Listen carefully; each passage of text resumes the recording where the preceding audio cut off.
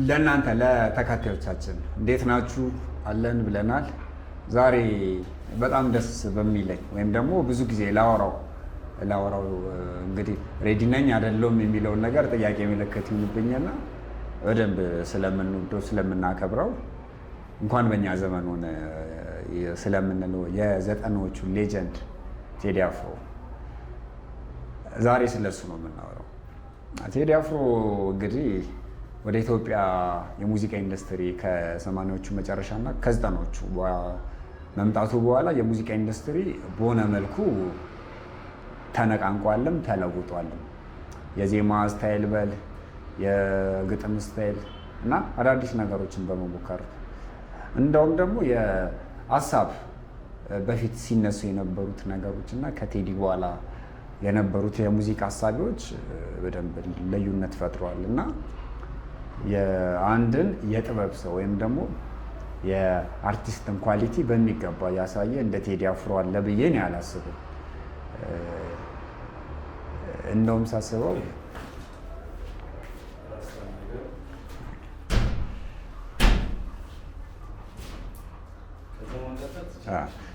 እና ቴዲ አፍሮ የኢትዮጵያ ኢንዱስትሪ ላይ ከመጣ በኋላ ብዙ ነገር ብዙ ፖለቲካዊም በል ማህበራዊም ሃይማኖታዊ ነገሮችም በሆነ መልኩ ልዩነት ፈጥሯሉ።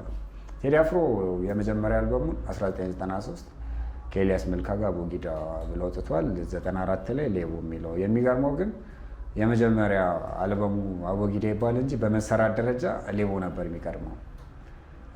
ሌቦ የተሰራበት ሁኔታም በዳዊት መለሰ አማካኝነት ነው። ዳዊት መለሰ አልበሙን ሊሰራ ግጥምና ዜማዎች እያሰባሰበ ያለ እንግዲህ ትልቁ ዳዊት ጽጌ የሚባለው የአክሱማይት ባንዱ ወዳጁ ነው እና ሀሳቡን ሲናግረው እስቲ ግጥምና ዜማ ቆንጆ ማን ጋ ይገኛል ሲለው እስቲ አንድ የሆነ ወጣት ልጅ አለ እሱን እልክልሃለሁ ብሎ ቴዲ አፍሮን ወደ ዳዊት መለሰ ይልኳል። ከዛ ለዳዊት መለሰ ውቤ ከረሜላ የሚለውን ሰርቶለት ሲያይ ለየት ያለ ሙዚቃ ነው። ዳዊት መለሰን በሚፈልገው አይነት ነገር ነው። ዳዊት መለሰ በዛ ሰዓት ላይ በደንብ ተፈቃሪና የሚወደድ አይነት ሙዚቀኛ ነበር። እንደዚህ አይነት ኳሊቲ ካለ የራስን ለምን አትሰራም አይነት ሀሳብ ሲያመጣለት በጊዜው የነበረው የኢኮኖሚና የኮኔክሽን ሁኔታ እንደማይፈቅድለት ሲናገረው ነው እኔ እረዳሃለሁ በፋይናንሻልም ሰዎችን በማገናኘት በሚል ነው። የዳዊት መለሰ ምንድን ነው የነ ክብረት ዘኪዎስ ባንዱ ነበር። ዳዊት መለሰም አንዱ መስራች ነበረ። እዛ እንትን ምንድን ነው ሳስታውሰው እነግርሃለሁ እና እዛ አልበም ላይ እንትን ይሏል። የመጀመሪያው አልበሞች ይሰራሉ።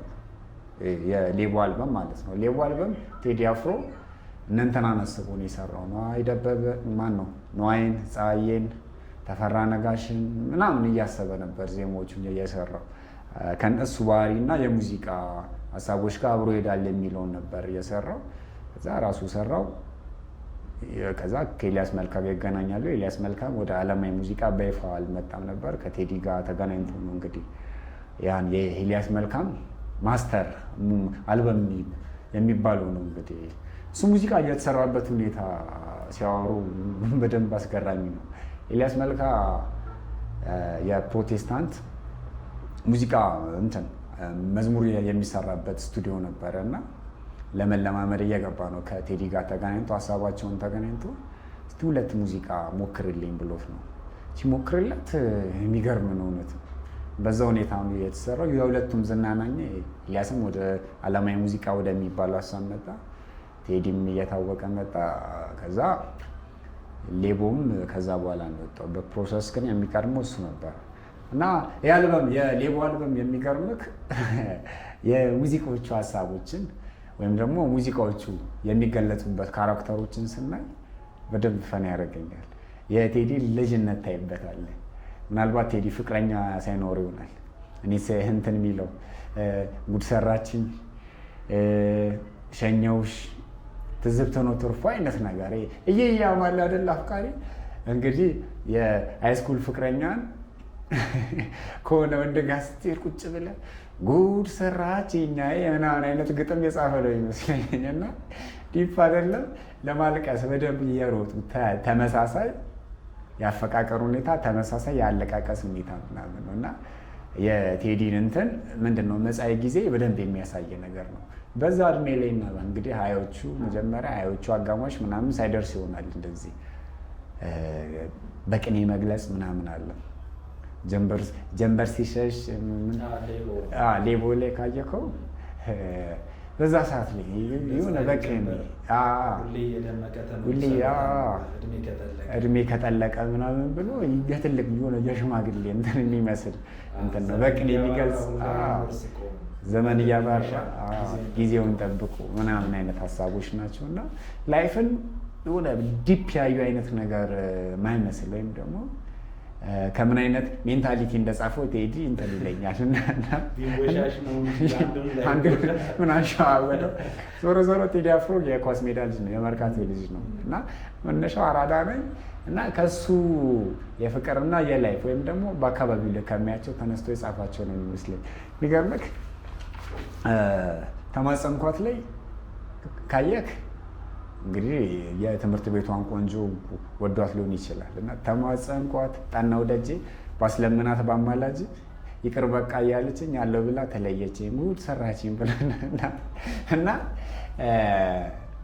ይህን ካራክተር ካየከው የልጅ ካራክተር ነው። የአፍላዎቹ ሀያዎቹ ምናምን ላይ ያለ የሴት ኤክስፒሪየንስ ብዙ የሌለው ሴትን የሚገነዘብበት ሁኔታ በበቂ ሁኔታ ያልሆነ ምናምን ካራክተር ነው። ከዛ ደግሞ የደመቀው ጀንበር ላይ እንደዚህ እሷ ቆንጆ ሴት እንግዲህ እሺ ምን አሰበልሽ? ካራክተሩ ግን እኮ እዛው ሙዚቃ ላይ ይድናል።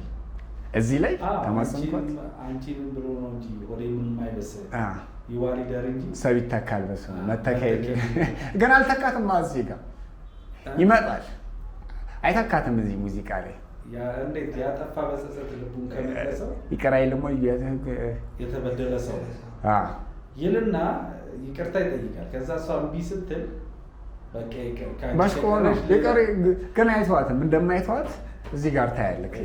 የደመቀው ጀንበር ይጠቁራል በክረምት እድሜም በወቅት ያልፋል መውደድን በወራት እውነተኛ አፍቃሪ ማተቡ ለጽድቅ እያለ ይመጣል። ወቀሳ ነው እዚህ ላይ ፍቅሩ አልወጣለትም። የአፍላ ፍቅር ካየከው እንደዛ ከስሜት ጋር አያይዘህ ነው የምትገልጸው። እንግዲህ እዚህ ጋር ለመነ እየለመነ የእናት እንጂ ወዳጅማ ቤት ይመጣል። ወደ ቀልቡ ሲመለስ ከስሜቱ ሲወጣ ፍቅሩ አለ አይተዋ አየህ ነው። ከዛ ፍቅሩ የለም ለምን መሰለህ ሌቦ እኮ ሌባ መሆኗን አውቆ ያውቃታል። እሷ ፍቅር ኤክስፒሪየንሱ ስላለኝ አይቶ ወቀሻታለሁ። እኔማ እንዴት ልጅ አራት ሂድ ምናምን ትልና ሲመሽ ግን ይመጣል ናፍቆቷ ምናምን ሄዳም ቢሆን ትመለስ እኔ ጋር የምታትደር አይነት እሳቤ ስር ይሆናል። ቴዲንም በደንብ ሊንክ ያደረኩት እኔም በዚህ አይነት ስሜት የሆነ እድሜ ሊያለፌ ስለነበረ ሊሆን ይችላል። እዚህ ሙዚቃ ሀሳብ ላይ እዚህ ሙዚቃ አልበም ላይ ሲመጣ የለ የደመቀው ጀንበር ላይ ምን የወቅሳትና መጨረሻ ላይ ምን ይላል መሰለህ? እኔ ሴለኝ ጓደኛ ባይተዋር ነኝ ብቸኛ እኔ አልሻም ሰው ለምኔ ከኔ ወዲያ ለኔ ይላል። ተስፋ ቆራጭ አይነት ነገር ነው። አንገቱን የሰበረ ይበጀኛል ብዬ ሰው አምኜ ነበር ከመሸ ላይ ይገኝ ወዳጅና ጀንበር እያለ ይመጣል እና እነዚህ የካራክተር አሳሳሎች ምናምን ተመሳስሎች አላቸው። እንደውም እንደዚህ እያደጉ የመጡ አይነት እንትኖች ናቸው። ከዛ ቴዲ እንግዲህ የአፍላ ስሜት ይመስለኛል ወይም ደግሞ የአፍላ ማይንድ የአፍላ ገጣሚ ማይንድ ነው። ከዛ የቴዲ አፍሮ ሁለተኛ አልበም አቦጊዳ ላይ ስታየው ካራክተሮቹ ሞር አድገው ሀሳቡ ሰፍቶ የአመት ልዩነት አይመስልም የሁለቱ አልበም። በጣም የሚገርመኝ አንድ ሀሳብ አለው የሙዚቃ ሀሳብ አለው ለማለማሽ የሚለው ላይ አቦጊዳ አልበም ላይ ማለት ነው። አንድ ካራክተር የሚወዳትን ልጅ ስህተቷን ጥፋቷን ለማለማሽ ይላታል እና ሚስጥር ጠባቂነቱ ኃላፊነትን የሚሸከምበት መጠን ቤተሰብ እንዴት ማለት እንደውም ብዙ ጊዜ የኢዮብ ሙዚቃም አለው ከረፈደ የመጣ ራሱ እንትን አዝኜ ባመልሽ በመክርሽ አንቺ ሰው የሚለው እና እዚህ ላይ በደንብ ተገልጽ አያጣውም እና ፍቅርን እንቅፋት እያለ እንትን ይላታል እና ለማን ልማሽ? አንቺን ለማን አሳልፌ ልስጥሽ? አንቺ ማለት ሌላኛው እኔ ነሽ እያለ የሚገልጽበት እና እዚህ ጋር ሲያለቃቅስ የነበረው አንድ ካራክተር ትንሽ በእድሜ ጎልብቶ ኃላፊነት ወስዶ የሚመጣበት ወይ የቴዲን አቅም ማለት በሆነ ነገር ራዲካል ቼንጅ የምትለው አይነት ነገር አለ አይደል? ይመጣል እዚህ ጋር። ከዛም ደግሞ ከፍ ባለ ግርማዊነቱ የሚል ሀሳብ አለው እዚህ ላይ አፄ ኃይለሥላሴን የሚያነሳበት ወይ እንግዲህ ቴዲ አፍሮን በሚገባ የምንተዋወቀው አቦጊዳ ላይ ይመስለኛል። ቴዲ ናሽናሊቲ ምናምን የሚገነባው ሂሮዎችን ምናምን ሞር ከፍ ከፍ በማለት ነው። ክብር በመስጠት የሚተካከለው ያለ አይመስለኝም። ሎሬት ጸጋዬ ገብረመድህን ምናምን የሚያደርጉትን እዚህ ጋር ቼንጅ ሆኖ በሙዚቃ በቃ ቴዲ አፍሮን ነው የምታገኘው እና ግርማዊነቱ ይላል እዚህ ጋር። አፄ ኃይለሥላሴ የአፍሪካ ህብረትን የመሰረቱበትን ሁኔታ በ5 ደቂቃ ያመጣዋል። ከዛ እንዲህ መጥቶ እነ ሰብልዬ ጋር የሚደርስበት እንትን በደንብ ያስገረመኛል። የቴዲን ጭንቅላት በደንብ የምናይበት እንትን አለ። እናም ደግሞ ብዙ ማለት የሆነ ያልተሞከረ የሚባለው እንደውም በፊት እንዲህ በአባባል ደረጃ አበበ ቢቂላ ጥላሁን ገሰሰ ይድርሻል፣ አበበ ቢቂላ እንትን ይልሻል ምናምን ተብሎ ይባል ነበር። አበበ ቢቂላ ማለት እንግዲህ የመጀመሪያው ጥቁር የማራቶን አሸናፊ ነጭ ጥቁርን እያሸንፏል። እንግዲህ እሱን ሜንታሊቲ እየቀየረ ነው በባዶ እግሩ። ያን ያህል ክብር አይሰጠውም ነበር እና ቴዲ አፍሮ ዘመን ላይ ሲደርስ ኃይሌ ገብረስላሴን አስተዋለ። ኃይሌ የሁሉ ታሪክ ሲሰራ ስለ ኃይሌ ዘፈነ እና ኃይሌና ቴዲ እንግዲህ አይተዋወቁ ምናምን አለ አይደለ? ውስጡም በማክበር ስር መከበር እንደሚችል የምታየው እንደውም በቴዲ ነው። የሆነ ክብር ይገባቸዋል ብሎ እሱ የሚያምንባቸውን ሰዎች ክብር በመስጠት ምንም ችግር የለበትም ነበር። ይመጣና ደግሞ እዚህ ጋር 97 ላይ ይደርስላል። ያስተሰርያል አልበም ሀገር በሙሉ እንደዚህ ያነቃነቀ ብዙ ነገር የቀየረ እንግዲህ የኪነ ጥበብ ሙዚቃ፣ ፊልም ምናምን የሚባሉትን ነገሮች እንግዲህ በዓለም ታሪክም ካየክ የፊልም ፈረንሳይ ላይ የሆነ እንደዚህ አይነት ነገሮች ሪቮሉሽን እንዳስነሳ አውቃለሁ። ኢትዮጵያ ላይም ካየከው እንግዲህ ያስተሰርያል በፊት እንዳለ እርግጠኛ አይደለም። እኔ ባለኝ ደረጃ ወይ ደግሞ እኔ ባለኝ የመፍረድ ሁኔታ ያስተሰርያል ያመጣውን እንትን እንግዲህ እናስታውሰዋለን። ሪቮሉሽን በቃ ተነሳ፣ ይቅር በለውና የበደለን ወቅሰ ምሕረት አስተምረ አንድ አድርገን መልሰ። የቴዲን ኳሊቲ ማለት ይህ ልጅ ቀላል አይደለም የሚለው ከመጀመሪያ ይመጣና ከኃይለሥላሴ አወዳደቅ ከዛ ደርግ ደግሞ በኢህአዴግ እየወደቀበት መጣ። እናንተ ማለት ባለጊዜ የሚባለው ጦር ያለው አሸናፊውን ሰው ይቅር ብሎ ካላስቀጠለ እንግዲህ ኃይለሥላሴም በጉልበት ወድቋሉ፣ ደርግም በጉልበት ወድቋሉ። እሺ ቀጣይስ? ይቅርታ እንትን ካላለን ካልወረስን፣ ይቅር መባባል ካልጀመርን ቀጣይ ትውልድስ ሀገር ምንላት ሴንስስ እንዴት ነው የምትቀጥለው እያለ እንትን ይላልና እንትኑን ያህል ምልከታውን ታያለ የቴዲ እንግዲህ ኢትዮጵያ የአፍሪካ የህዋ ማማ ነው የምትባለው። እንደዛም ሆኖ እንግዲህ በረሃብ የምትቆላው በቃ እንትኑ ጦሩን ጥለን ሞፈር ቀንበሩን እናንሳ ምናምን ብሎ ይመክራል። ብታይ የሚገርም ቴዲ በቃ ከዚህ በኋላ ያለው ቴዲ እንትን ቀና ብሎ እንግዲህ የኢህአዴግ የማይነካ የማይገረሰስ የሚባል የመንግስት እንትን ነበረ ቴዲ ነው። ከቴዲ በኋላ ነው ብዙ ነገር እንትን የተባለ በሱም ዋጋ ከፍሎበታል። እንደሚታወቀው ታስሯል። ቴዲ እሱን ካየነው ስለ ቀጣይ ሁኔታ ራሱ እንትን ይላል። ሀገር መውደዱን ኖር የምታየው በሰዓቱ የኤችአይቪ ኤድስ ስርጭት ብዙ ትውልድ ማለት ብዙ ሰውን እናጥቆን ነበር።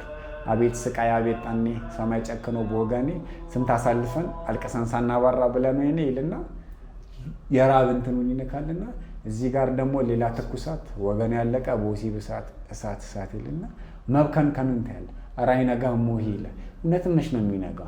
ኢትዮጵያ በቃ ቀጣይ ሁሉም መጥቶ የስከሳ እንትን ቀጣይማ የኢትዮጵያ ጊዜ ነው ይላል። መች ነው ኧረ አይነጋም ብሎ የሆነ ለእናት የሚለቀስ ማማዬ ሳባዊ እስራኤል እያለ የሆነ በለቅሶ የሚያልፋት እንትን አለ። እቺ ክላሲክ ሙዚቃ ነው። ዳዊት ጥላን የሚባል አቀናባሪ ጋር የተሰራ ሙዚቃ ነው። ሁለተኛውን አልበም ኤልያስ ነው የሰራው። ሁለተኛ አልበሙ አቦጊዳን ኤልያስ ነው። እዚህ ጋር ያስተሰራ ያለ ሼማን ደፈር፣ ዳህላክ 4 ሙዚቃዎች ኤልያስ ሰርቶለታል። ዳዊት ጥላውን አለ። ዳግም አለ እርግጠኛ አይደለሁም። እዚህ ላይ ግን ዳዊት ጥላሁንና እንትና እንዳሉ አውቃለሁ። ከዛ ይመጣና ሼማ እንደፈር ሀሳብ ዳህላክ ላይ የቴዲን ኤርትራ አፍቃሪነት ከዚህ ነው የሚጀምረው። እንግዲህ ዳህላክ ላይ ለስራ ቤቴ ቁርጥ ሆኗል መለየቴ ነጠለን ክፉ ዘመን ከመወዳት ባለቤቴ ቀን ብሎ እስከምንገናኝ ያረግሽልን የእምነት ቃሌ አይወጣም ለዘላለም ትንቢት ነው። እዚህ ሙዚቃ ግን ቀን ብሎ እስከምንገናኝ ሚንስ እኮ እሺ በቃ ኤርትራና ኢትዮጵያ አንድ ሲሆኑ ወይ መገናኘት ሲቻል የኔ እንትን ምን መሰለህ የኔ ዶት 91 ምናምን ላይ ነው መሰለኝ አይደለ 93 ነው 91 ለሁለት ዓመት ነው ጦርነቱ እንትን ያለው ከ91 እስከ 93 ይመስለኛል። ከ90 እስከ 93 ከሆነ ኢትዮጵያን የወረረችው ኤርትራ ነች። የኢትዮጵያ እንትን ላይ ገባችው የትግራይ እንትን ላይ እዚህ አርት ውስጥ ግን የዝሆኖቹ ጸብ እሱ ላመጣልህ ነው አንዴ ሰው ብዙ ነገር ያሳጣን የዝሆኖቹ ጸብ ነው። እንደውም እኔ ቴዲ የትግራይ ወገኖችን አላውቅም አስቦትም ሳያንስም የመግፋት ሁኔታ ከዚህ እንትን አይበታለሁ። ለምን መሰለክ እየተወጋችሁ ባድማ ነሽ። ባድማ ደግሞ ኢትዮጵያውያን ትግራዮች ትግራይ የሚባሉ ማህበረሰቦች የሚኖሩበት ነው። የእነሱ መወጋትን እና እንትን ማለትን እንዴት ከዞን ጋር ያገናኛል? ማናቃት ኤርትራን ነው የምንናፍቀው ወይም የተወጉብን ወገናችን? እኛ እኮ ራስ መከላከልን ነው እንትን ያደረግነው። እሺ እሺ ዲቤት አለ ማክሸር ሀሳብ ማውጣት ነው። ዞኖቹ ለማን መሰሉ? እሺ ዞኖቹ ሻዕቢያና ወያኔ ናቸው። ሻዕቢያና የኢትዮጵያ ህዝብ ናቸው። እሺ ከስር ያለው ህዝብ ነው ሳሉ ገብቷል። እሺ ዞኖቹ በተጣሉት ዞኖች ተጣልተው ሰበሩት ድንበሩን ይላል። ዞኖች ተጣሉ፣ ሰበሩት ድንበሩን። አንድ የነበረውን ህዝብ ሁለት አደረጉት። አንድ የነበረውን ሀገር ለትንሿ ሀገር ትልቋን ሀገር መስዋዕትነት አቀረቡ። ቴዲ ይህንን ሀሳብ ያየበት ትንሽ ቢሆንም እኔ የማይበት መንገድ የተለየ ነው። ኦኬ ከአብዱ ጋር አያይዤ የማየው ነገር አለ። እሺ ኢትዮጵያ በዚህ ሰዓት ዋጋ ከፍላለች። ወደ ባለመኖሩ በሆነ መልኩ ማጣት የሌለብን ነገር ወደባችን፣ ሉዓላዊነታችን፣ የባህር ግዛታችን ነው። የባህር ግዛት ደግሞ ማለት ለኢትዮጵያ ሆነ ለየትኛውም ሀገር የምስራቅ የሁሉ ነገሩ የእድገት ህልውና በልቶ የማደር ህልውና የሚረጋገጥበት ሸቀጥ ማመላለሻ ብቻ አይደለም። ብዙ ሪሶርሶች አሉ። በኢኮኖሚ፣ በባህር ኃይል፣ በሁሉ ነገር ሀገር ከፍ የምትልበት አጋጣሚ ነበር። ዞኖቹ ተጣሉና የኢትዮጵያን ሉዓላዊነት አስረከቡ። ከዛ እሷ ለሚገርም ሴክሬት መረጃዎች ይወጡ። ኢትዮጵያ ከጣሊያን በኋላ ኤርትራን ረግጣ በመግዛቷ $2 ቢሊዮን ካሳ ከፍላለች የሚል ሰነድ ይወጣል። በዚህ ሰዓት ማለት ነው። የዞኖቹ ጸብ ሁለቱን ሀገራት ከሀገርነት አቆርቁዞ ታሪካቸውን አበላሽቶ ዛሬ ላለንበት ችግር ዳረገን። ምናልባት አንድ ቀን ዞኖቹ ዞር ብለው ሳሮቹን አቆጥቁጠው ወንዙን ሄዶ እኛ እንገናኝ ይሆናል፣ አንድ እንሆን ይሆናል። ይሄ ቃሉን ጭምር ነው የማስበው። እሺ ከካሜራ ጀርባ እንደዚህ አይነት እንትን አለ። የኛ ፕሮግራም አንድ ቅርጽ ነው። ከካሜራ በኋላ አንድ ሀሳብ እንትን ብሎኛል። የኔ ሀሳብ ደግሞ ዳህላክን የተወጉት ዜጎቻችንን ገለል እንዳረግ አይነት ስሜት ከዛ ማህበረሰብ እንደዚህ አይነት ሀሳብ ገጥሞኛል። እንግዲህ ሁለቱን ሀሳብ አስታርቃችሁ መሄድ ትችላላችሁ። ቴዲ በእንደዚህ አይነት መልኩ ገልጾታል። ዳህላክ ላይ እንደዚህ አይነት ሀሳብ ያነሳና ይመጣልላል ቴዲ። ከዛ ይታሰራል። አምለሰት ትመጣለች። አምለሰት ከመጣች በኋላ እንግዲህ ቴዲ በእድሜም እንግዲህ 30ዎቹን አልፎ 40ዎቹ አያገባም ያመስለኝ። በቃ ከ30ዎቹ አጋማሽ በኋላ ወንድ ልጅ ማቹርድ ይሆንበታል ተብሎ እንትን በሚባልበት እድሜ ላይ ምናምን ነው የሚሆነው።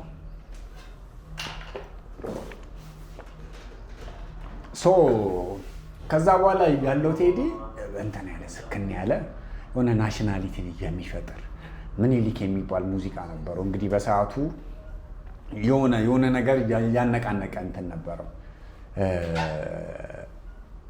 የኦሮሚያ ማህበረሰቡን እኛ የምንጠላውን ንጉስ ሞር ኤሊቱ ይመስለኛል። እያንዳንዱ ዜጋ ላይ የደረሰ ስሜት ነው ብዬ እኔ አላስብም። እና ኤሊቱ ላይ ይመስለኛል ይህ ስሜት። ኤሊቱ ላይ እንደዚህ አይነት ነገር ቀስቅሰው እንደውም የኮካ እንትን ይመስለኛል ቱር ነገር መላው ኦሮሚያ ላይ እንዳይካሄድ ተብሎ የቴዲ ካምፔን ተከፍቶበት ብዙ ነገር እንደደረሰበት አስታውሳለሁ። ይህ ነገር ለቴዲ ይገባዋል ላይገባውም እንግዲህ ሰው እንትን ይበል። ቴዲ የሚገርሙ የተለዩ የሙዚቃ ኳሊቲዎች አሉት።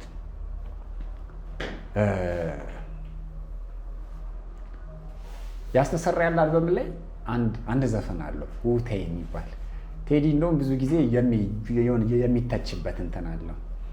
የኢጎስቲክ አይነት ማይንድ አለው ወይም ደግሞ ራሱን በደንብ ማግነን ይፈልጋል እንጂ ሌሎቹ አብሮት እንዲሄዱ ወይም ደግሞ ከአጃቢነት በተሻለ እንትን አይሰጣቸውም ተብሎ የሚተችበት ታይም ላይ እንግዲህ ዘመኑ 90 አጋማሽ ምናምን በኋላ የኤችአይቪ መዛመት ብዙ ወጣትን በሚቀጥፍበት ሰዓት ላይ አዌርነስ ለመፍጠር የራሱን እንትን ሄዷል።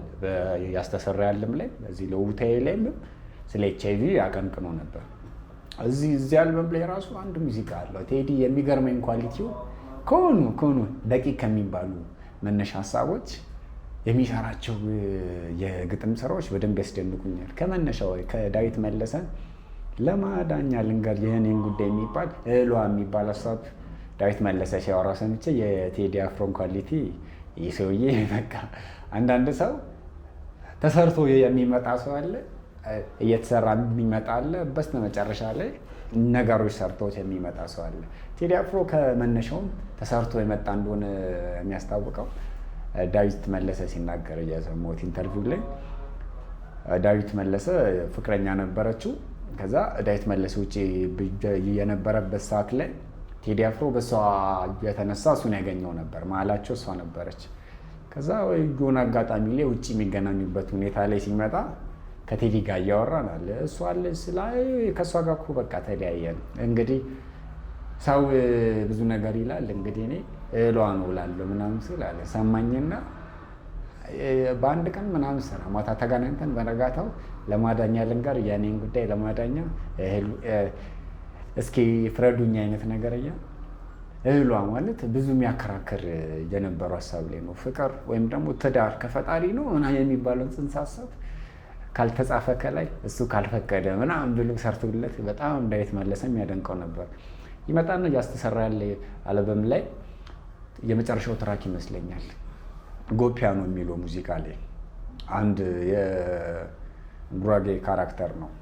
እናቱን ካየ 10 ዓመት ያለፈው ካራክተር ነው ማለት ሪል ላይፉን ነው ሪል ላይፍ ላይ ነው እና ገጠር ለመስቀል ሳይገባ ብዙ ዓመት ምን ይዤ ወደ እናቴ ቤት እገባለሁ ብሎ ብዙ ዓመት አልገባም ነበር። ከዛ ታላቁን ደግሞ በቃ ለእናቱ ይዤ ልሽ እመጣለሁ ብሎ ይዞ እየመጣ በመሀል ፈረስ ያያል። አሁን ጥሩ ኢኮኖሚ አቅም ላይ ነው። ለእናቱ ደርሼልሻለሁ ብሎ እየመጣ ፈረስ አይቶ ካልጋለብኩ ብሎ ከፈረስ ሊወድቆ ይሞታል።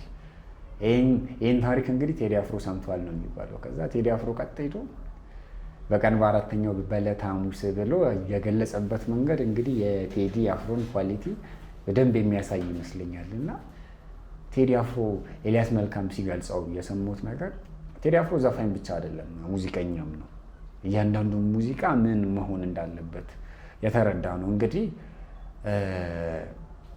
አንዳንድ ሰው ማለት ተሰጥኦን የሆነ ደቂቋን ተስፋ በደንብ ከፍ አድርጎ ሊመጣ ይችላል። ቴዲ አፍሮ ግን ውስጡ የሆነ ጥበብ ተከማችቶ የመጣ ይመስለኛል። እና እነዚህ ሀሳቦችን በደንብ ነው እንትን የሚለኝ። ይመጣና ደግሞ ምኒልክ አልበም ላይ አናኛቱ የሚል ሙዚቃ አለው። በሰዓቱ እንግዲህ የኦሮሞ ሙቭመንት የሚባለው ነበር የኢህአዴግ ላይ የነበረው አመፅ ነበረ ማለት ፖለቲካዊ አመፅ።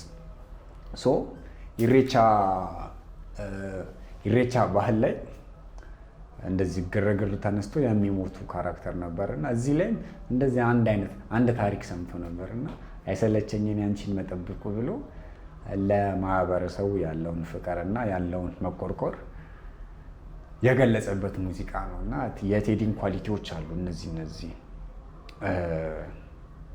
ቴዲ አፍሮ እንግዲህ ናሽናሊቲን የሚረዳበት መንገድ ሂሮ የሚባሉትን ወይም ደግሞ የተከሰተውን ነገር ሞር በማብላት እሱ ላይ እንተራስ ነው የሚለው።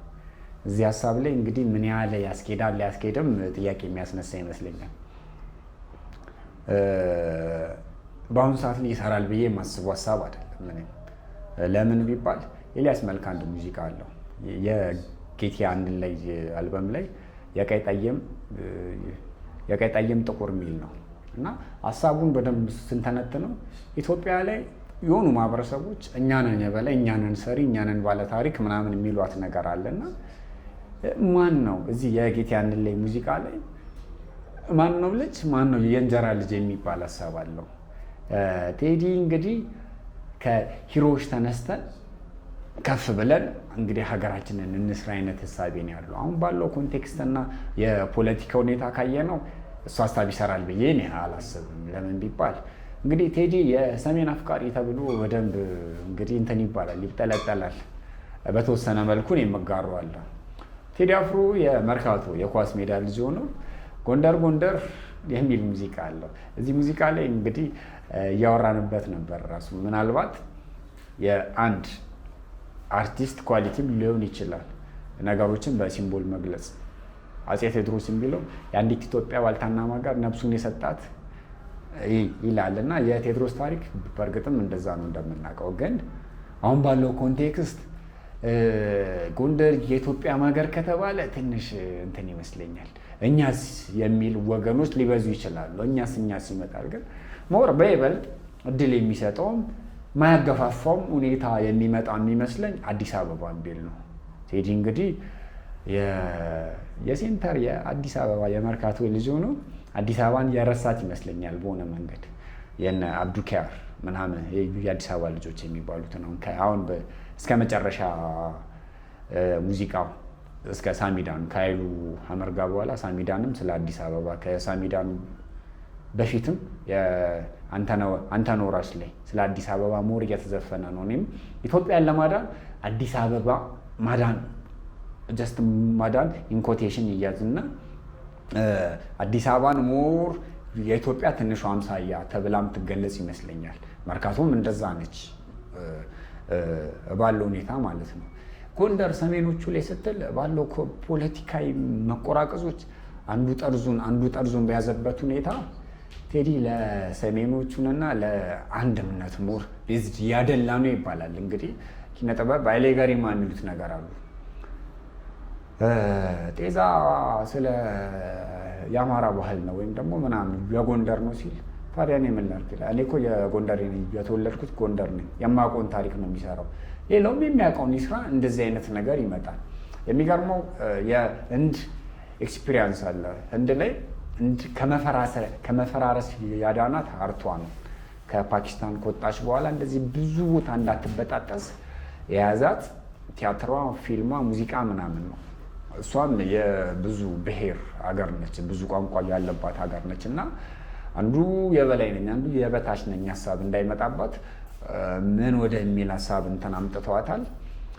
አንድ ስለ ናሽናሊቲ ወይም ደግሞ ስለ ሂሮአቸው ከሰሩ ወዲያው በቃ በሁሉም ቋንቋ ተተርጉሞ እንትን ይሆን ይለቀቅና ተመሳሳይ አይነት ናሽናሊቲ የመሰማት እድል አላቸው። ኢትዮጵያ ላይ የሚመስለኝ የሆነ አካባቢ ኤጎስቲክ ማይንዱ ከፍ ነው፣ የሆነ ደግሞ አካባቢ ደግሞ ኢንፌሪዮሪቲ ያለበት እና የሆነ የጋራ የሚያስማማንን ሁኔታ ራሱ ማግኘት አልቻልንም።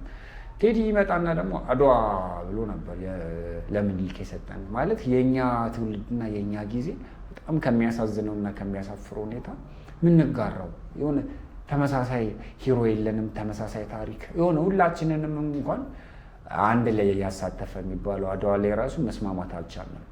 ይህን ነገር በሆነ መልኩ በቴዲ ኳሊቲ እና በቴዲ ተጽዕኖ የመፍጠር ሁኔታ ላይ በሆነ መልኩ ቢሰራበት ደስ ይለኛል። ሞር ደግሞ በአዲስ አበባ ሴንስ አሁን ኢትዮጵያ ቀጥና አዲስ አበባ ላይ ደርሳለች። አዲስ አበባ ላይም የበለጠ እየተመናመነች ነው።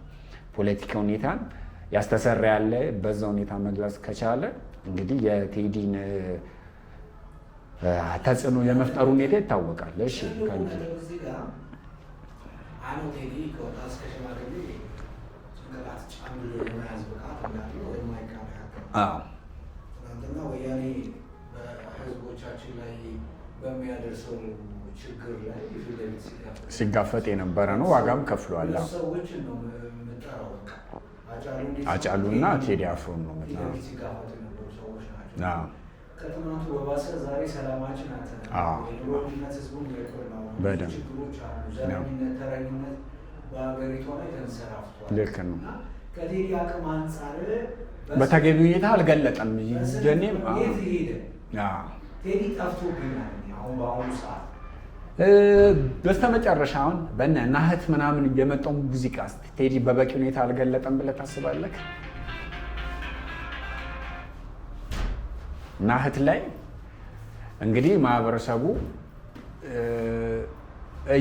እንዴት ነው ሳር እየተተከለ ህዝብ እየተተወ ነው የሚል አይነት ሙዚቃ መጥቷል። እንግዲህ እሱ ሙዚቃ ከቴዲ አቅምና ቴዲ ከሚጠበቅበት ሁኔታ ላይ በቂ ነው በቂ አይደለም አከራካሪ ሊሆን ይችላል፣ ግን ጥያቄ ምልክት ነው። ግን መጪውን ጊዜ ወይም ደግሞ ሮድ ማፕ አይነት ነገር አላሳየም ቴዲ ቢባል እውነትም ይሆናል። ዝም ብሎ ሂሮዎችን እያደናነቀ ሰሜኖቹ የሚመቻቸው ብዙ ሰው የሚተቸው ነገር ነው።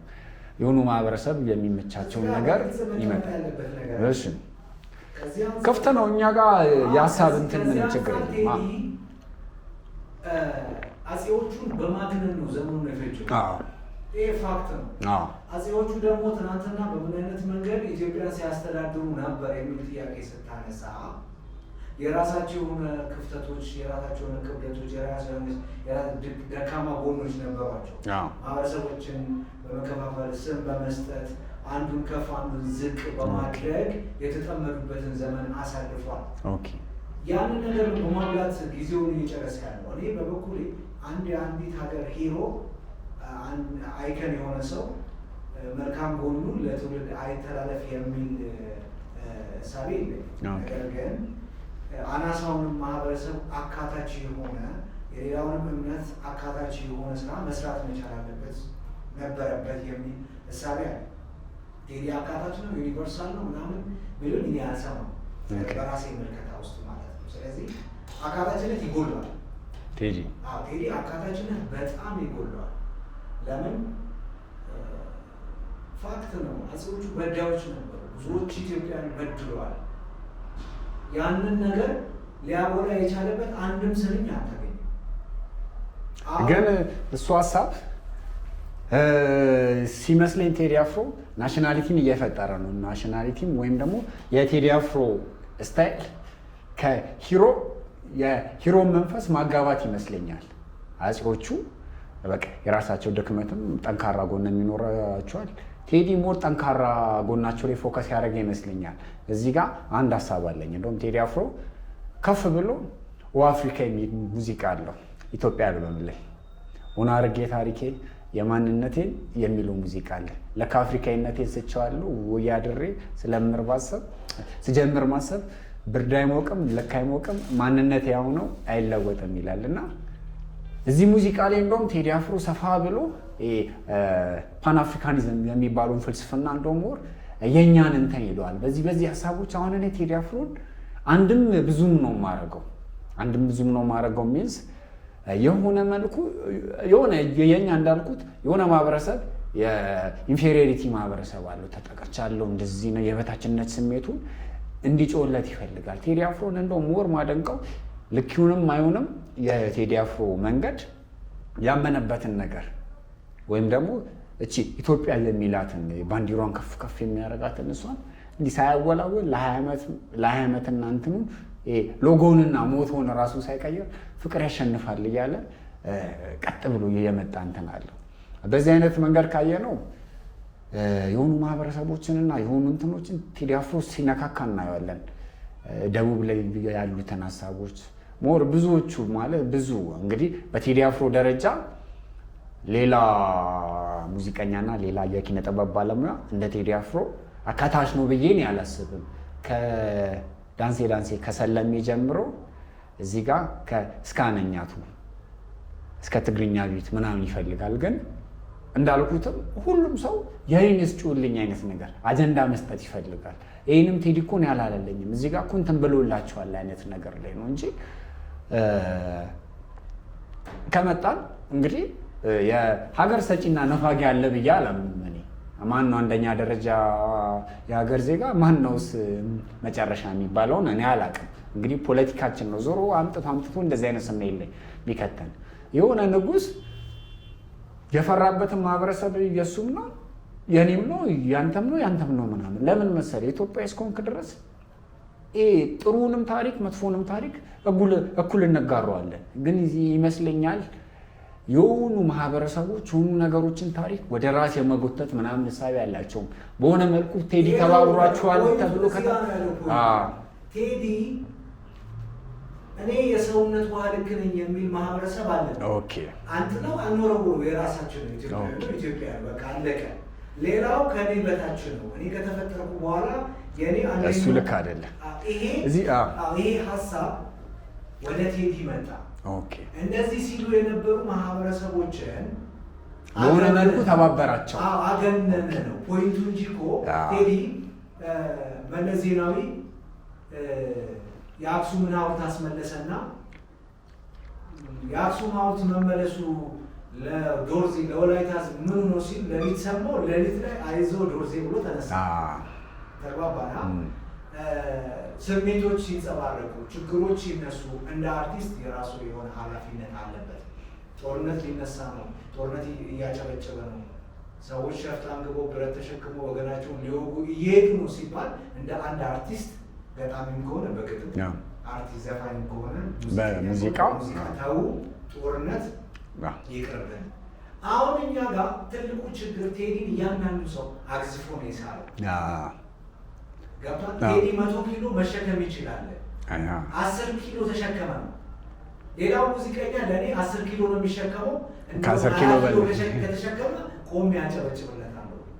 በስነ ጥበብ ውስጥ ቴዲ ቃላትን በመሰንጠቅ ከፊዚክስ በላይ ከኬሚስትሪ በላይ ከፍ ያለ የቃልን ፓወር እንትን ያለ ነው። ግን እኔ ይሄ ምን አይነት ምልከታ አለኝ መሰለህ ቴዲ አፍሮ ላይ ቴዲ አፍሮ አንድን ብዙም ነው ስልክ የቴዲ እኔም ኦኬ እንደዚህ ነው እንዴ ምናምን እልና በሆነ መልኩ የፍልስፍና ሁኔታ ይመስለኛል። እንዳልኩ የጌቴ አንለ ሙዚቃ ላይ የቀይ ጠይም ጥቁር የሚል አለ እና ማን ነው የሚታመው ብለው ኤልያስ መልካ በስተመጨረሻ ያመጣት ነገር አለ።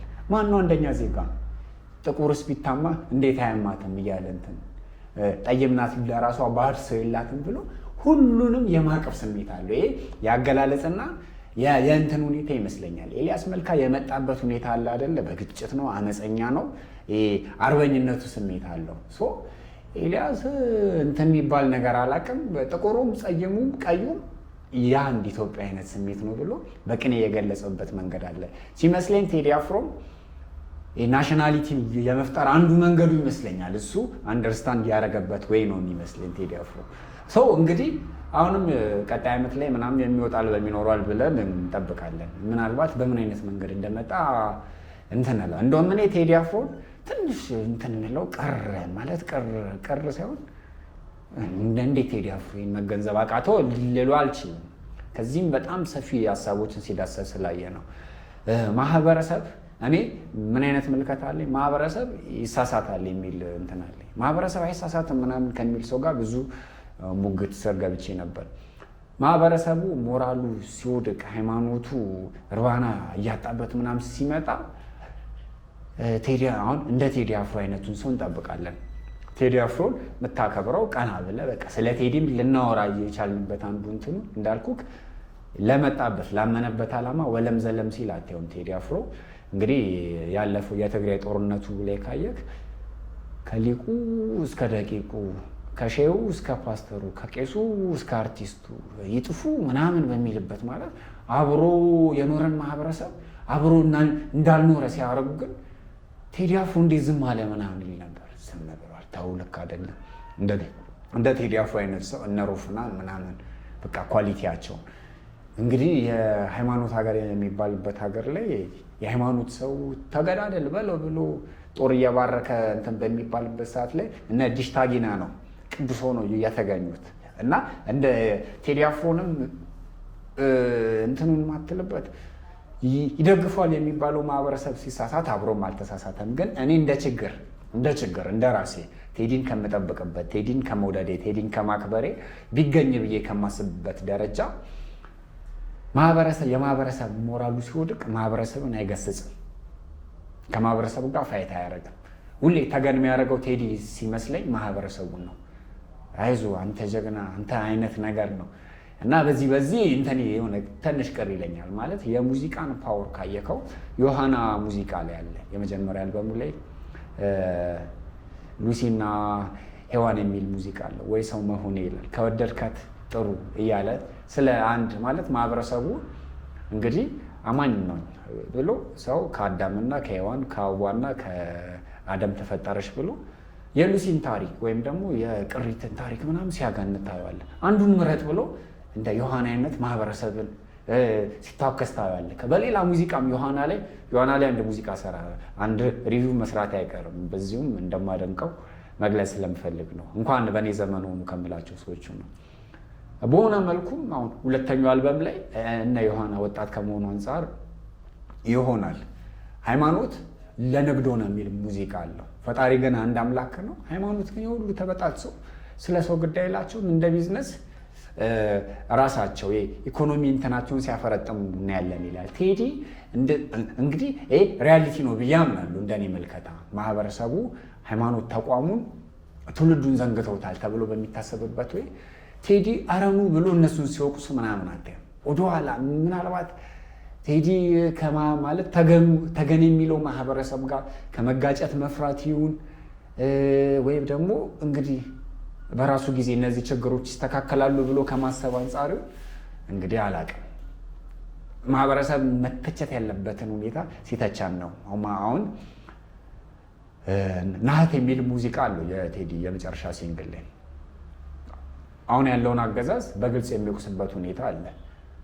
እንግዲህ ቴዲ ሳይፈራ ታንክ ያለው ባንክ ያለው እስር ቤት ያለውን እንደዚህ ከወቀሰ ማህበረሰቡ ደግሞ ሰው ዘቅዝቆ ሲገል ወር ሲቀድ ምን ሲያረግ እርስ በርስ ሲገዳደል ምናምን ዝም ብሎ ያልፋል። ሞር ቅሬታ እንደውም እንደዚህ ነው። ቴዲ እንደሚባለው ምንድን ነው የሆነ ገባክ ወደኋላ ትላንትና ላይ ብቻ ነው ደግሞ እንዳትለው አንድ ሙዚቃ አለው አንተ አብርሃም የወሪ ሰባት የሚለው የእነ እስማኤል የይስሐቅ አባት ልክ እንደ አክሱም ራት ቀርጸሃት ነፍሴን በፍቅር ጧፍ ለኩሳት ነፍሴን ምናምን ብሎ ስለ ፍቅር ሞር ዲፕ ፍልስፍና ነው። የምወደው ሙዚቃ ነው። ብራና ይነበብ ተዘርግቶ ካትሮሱ ላይ የነ ፋሲለደስ የነ ተዋናይ ብሎ እየተረሱ ተዋናይ የሚባል አንድ ፈላስፋ ነበር 16ኛው ክፍለ ዘመን ላይ ምናምን የነበረውን ጥልቅ እንትኖችን እያነሳ እዚህ ጋር ግን የማህበረሰብን ንግጸት ታው ተመለስ ምናምን አይልም። እንደ ሬጌ ዘፋኞቹ እንደነ ኤልያስ መልካ ጀማ ምናምን ከማህበረሰብ ጋር መጋጨት መፍራቱን እንትንልበታለሁ።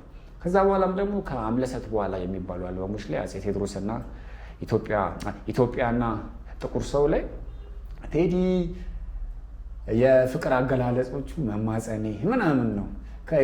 የሆነ ሴት ስትለዩ እየየ የሚል ካራክተር ቀናት ታርጉኝ ምናምን የሚል እና በመውለድ ውስጥ ምናምን የሆነ አንገት የሚሰበር እንትን ሁኔታ ታይበታለ እና አሁን አዲሱ አልበሙ ላይ ቴዲ በምን አይነት ሁኔታ እንደሚመጣ እንግዲህ እንጓጓለን በደንብ። የቴዲ አፍሮን እንግዲህ ተጽዕኖ የመፍጠር ሁኔታ በእንደዚያ አይተነዋል። የቴዲ ሲንግሎች ላይ እኔ እንደውም ከአልበሞቹ ይልቅ የሲንግሎቹ ፋም ላይ እንትን ነኝ አድናቂ ነኝ። ሙዚቃ ህይወቴ ላይ ካየከው የገለጸበት መንገድ በጣም በቃ ብዙ ሙዚቃን ሙጥኛሉ። ከቤተሰብ ጋር ያላቸው ፋይትን ያሳየበት ሁኔታ በደንብ ነው የሚገርመኝ። ቴዲ ምን አይነት ከባድ ሰው ነው የሚያስብልብን። ተው ቢሉ አልሰማ በልጅነት እያለ አባቱ ከሱ ጋር የነበራቸውን ግንኙነት የገለጸበት ነበር እና የሲንግሎቹ አድናቂ ነኝ። በተለይ ደግሞ የቴዲ ከነገሮችን ማለት የሆኑ ታሪኮችን አግዝፎ አሁን ሰብልዬን ካየከው ፍቅር እስከ መቃብርን ነው። ፍቅር እስከ መቃብርን በ5 ደቂቃ ፊልም አድርጎታል። በቃ በሆነ መልኩ መጽሐፍ እንግዲህ 300 ፔጅ ምናምን የምታነባትን ነገር በ5 ደቂቃ ስር ይጨርስላል። በ70 ደረጃ የሚለውን ሙዚቃን ካየክ እንዳለ ጌታ መጽሐፍ ላይ ነው ያየሁት። የባህሉ ግርማ ስራዎችና ህይወትና ስራዎቹ እንዳሰሳለኝ ባህሉ ግርማና ብዙነሽ ፍቅረኛሞች ነበሩ። ሚያ እንትን የሚል ሞር እሱን ታሪክ ነው የሚል እንትን ሰምቻለሁ። በ70 ደረጃ በመኮንን ድልድይ ስለ ፒያሳ እንትን ያለበት ያገለጸበትና ቁንጽል ታሪኮችን አስቦ የመግለጽ ሁኔታው በደንብ ቴዲ ነው እና ቴዲ ተወደደም ተጠላም ሌጀንድ ነው።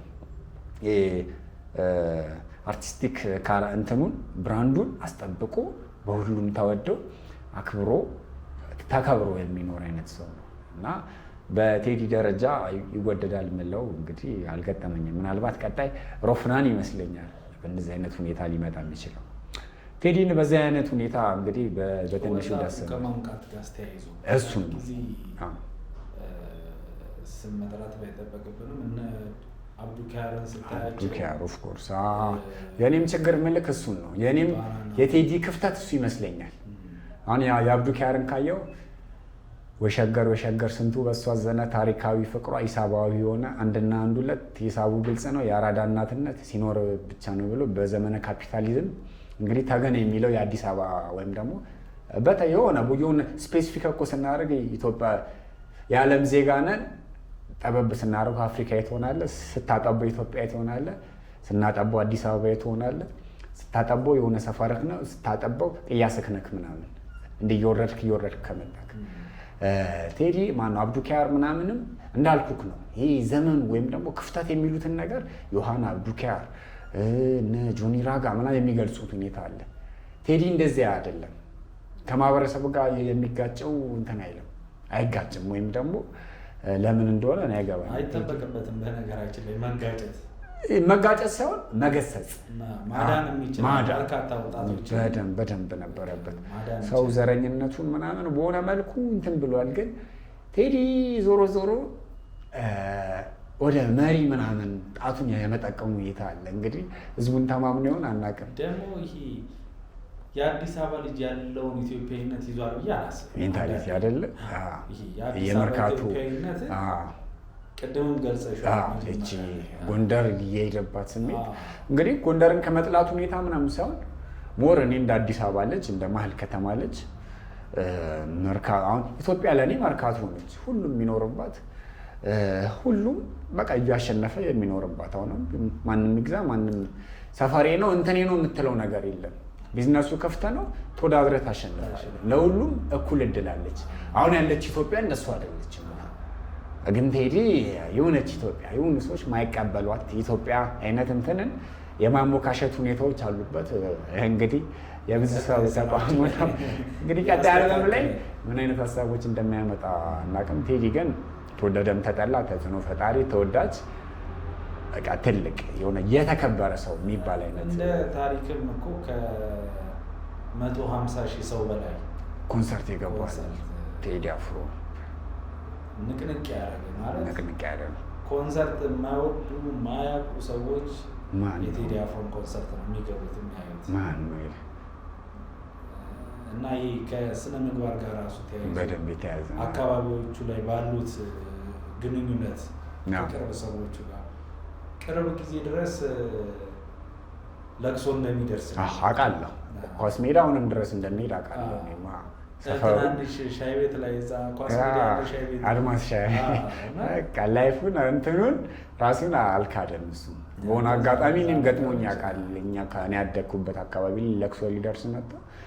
ኖርማል ተናንሶ አይነት ነገር ነው ቴዲ። እንደዚህ አይነት የነባር ወግ ባህል ላይ ምናምን ሙጥኛ ላይ አይነት ሰው ነው ቴዲ። እንግዲህ እንወድሃለን እናከብረሃለን የማለት እድሉ ስላለን ማለት እፈልጋለሁ። እሱን እንግዲህ በቀጣይ እንገናኛለን። እስቲ ላይክ አድርጉ፣ ሰብስክራይብ ይዳረስ። እስቲ ፕሮግራማችን ለብዙ ሰው እንዲዳረስ ሼር አድርጉልን። ሀሳባችሁን ከውስጥም እንትን ማለት ይቻላል፣ መቃወም ይቻላል፣ መደገፍ ይቻላል። በኮሜንት አሳውቁን። አውት